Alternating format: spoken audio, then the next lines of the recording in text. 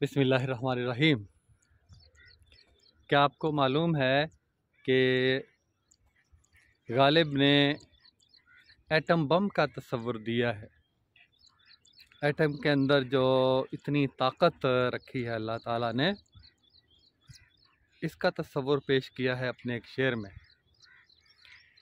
وہ شعر ہے کہ عرض کیجئے جوہر اندیشہ کی گرمی کہاں، کہتے ہیں عرض کیجئے جوہر اندیشہ کی، جوہر ایٹم ذرہ، جوہری توانائی ہم لفظ بولتے ہیں، جوہری بم ہم لفظ بولتے ہیں،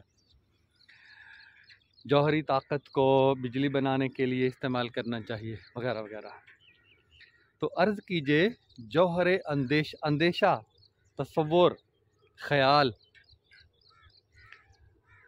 عرض کیجئے جوہر اندیشہ، تصور کے اندر جوہر کو، ایسے جوہر کو لائیے، یعنی جوہر اندیشہ، جوہر کا خیال، جوہر کا تصور، ایسے جوہر کا تصور۔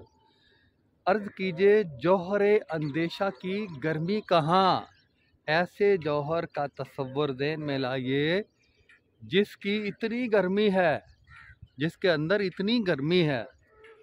عرض کیجئے جوہر اندیشہ کی گرمی کہاں، کتنی گرمی؟ ایک خیال آیا تھا وحشت کا کہ صحرا جل گیا، اتنی گرمی کہ اس کی وحشت کا تصور آپ کیجئے، اس کی وحشت کا اور اس کی تباہی کا خیال اپنے ذہن میں لائیے۔ ایک خیال آیا تھا وحشت کا کہ صحرا جل گیا، کہ اس کی ہولناکی اتنی، اس کی وحشت اتنی کہ صحرا جل گیا، صحرا کو آگ لگ جائے، صحرا جل جائے۔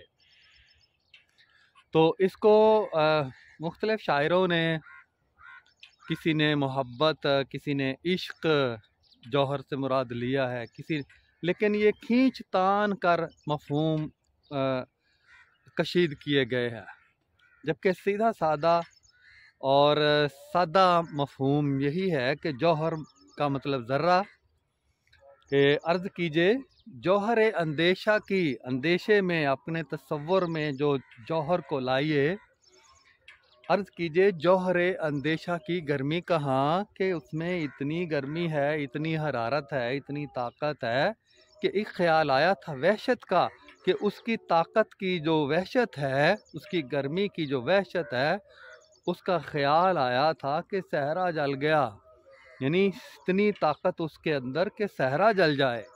یہ صرف ایٹم بم سے بالکل عین مناسبت رکھتا ہے، اس کا تصور جو پیش کیا ہے۔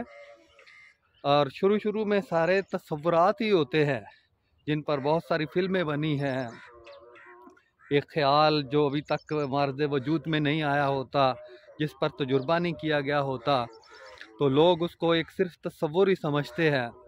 تو یہ فلمیں بنی ہیں، یہ اس پر ادب ہے، جاسوسی ادب ہے اس پر بہت زیادہ، تو وہی پھر تصور کسی دور میں آ کر اس پر کام شروع ہو جاتا ہے، تو وہ ایک حقیقت کا روپ دھار لیتا ہے۔ بے شمار ایجادات اس کی شاہد ہے۔